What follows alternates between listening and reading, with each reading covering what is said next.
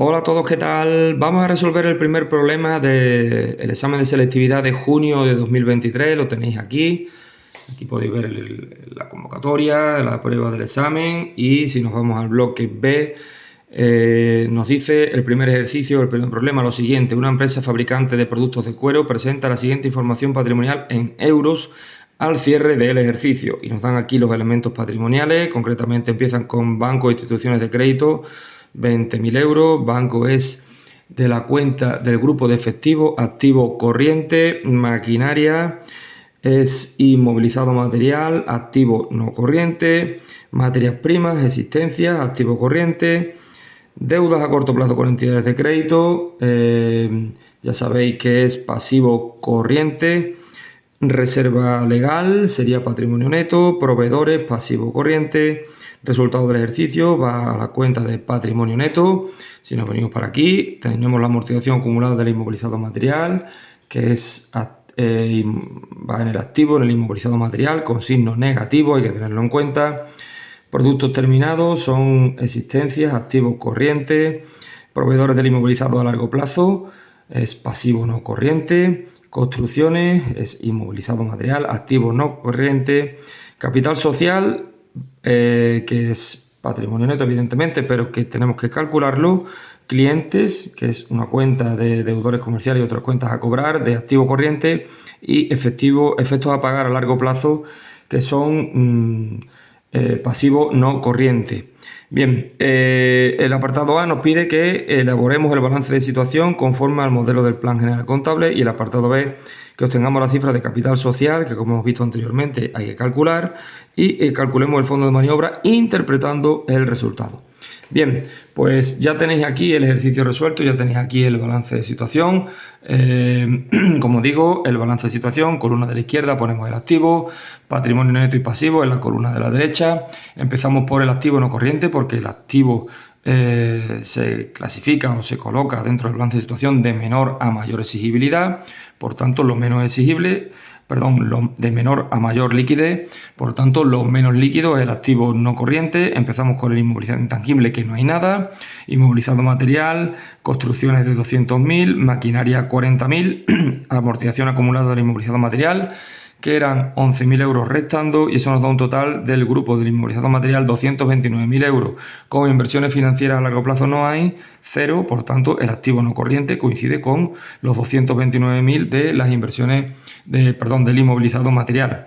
Activo corriente, empezamos con las existencias, productos terminados 10.000, materias primas 5.000, nos da un total de 15.000 euros, deudas comerciales y otras cuentas a cobrar, deudores comerciales y otras cuentas a cobrar, la cuenta de clientes por 35.000 euros, inversiones financieras a corto plazo no hay, y después tenemos el efectivo con la cuenta de banco, instituciones de crédito o cuenta corriente a la vista por 20.000 euros. Sumando total del activo corriente nos da 70.000 euros, que sumados al activo no corriente nos da un total de activos de 299.000 euros. Como ya sabéis, el total del patrimonio neto y el pasivo tiene que sumar 299.000 euros, igual que el activo. Bien, pues empezamos a colocar la parte de patrimonio neto.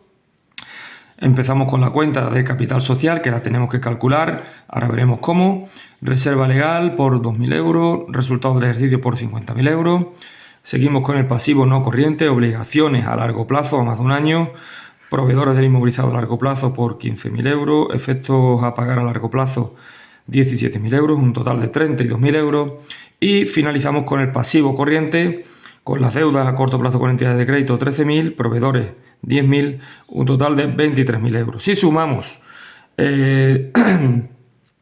pasivo no corriente 32.000, pasivo corriente 23.000, evidentemente no nos da el importe de 299.000 euros porque nos falta, como decimos, el importe del capital social, que nos lo piden en el apartado B.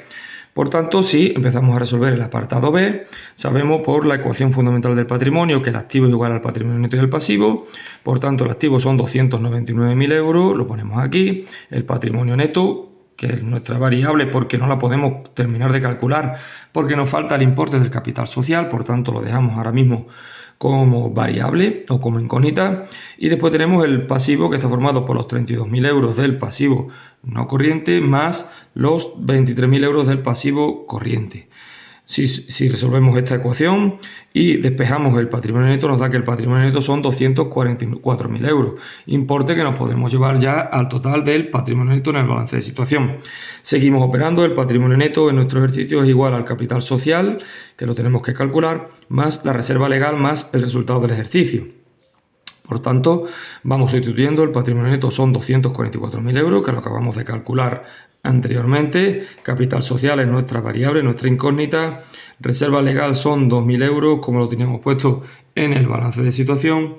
El resultado del ejercicio son 50.000 euros, como lo teníamos puesto también en el balance de situación, y por tanto, resolviendo esta ecuación, nos da un total de capital social de 292.000 euros, que es una de las cosas que nos pregunta el apartado B, que calculemos el importe del capital social, importe que ya nos podemos llevar al balance de situación y por tanto, sumando todas estas partidas, nos da un total de patrimonio neto y pasivo de 299.000 euros, que coincide evidentemente con el total del activo.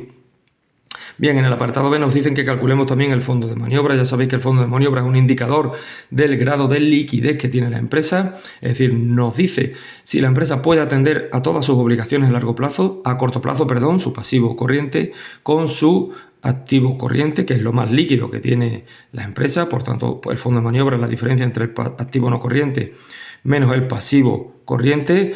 Fondo de maniobra sería igual a 70.000 euros de activo corriente, que lo tenemos calculado aquí, menos 23.000 euros de pasivo corriente, que lo tenemos que calcular aquí.